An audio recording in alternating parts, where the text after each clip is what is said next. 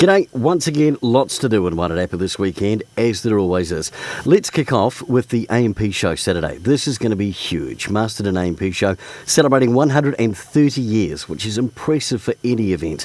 There's some great kid stuff happening, three-legged, egg and spoon and sack races, the big tug-of-war competition. I know there's a few rugby clubs going to take part in this. That's at midday. There's the farmyard nursery, there's a magician show at 11, there's a mechanical ball and inflatable obstacle courses, face painting. And the best thing is that once you pay to get in, all the entertainment's free. Food and wine village, that's going to be really cool. Not to mention the home industries, equestrian displays, and you get to check out all the animals. That's the Masterton AMP show, 130 years, so really impressive.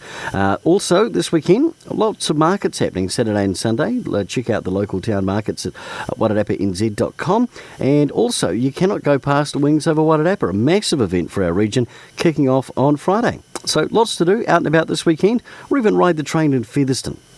Enjoy your weekend. If you've got something you want to get on our notice board on Wairarapa TV, then email me, Brent G at morefm.co.nz.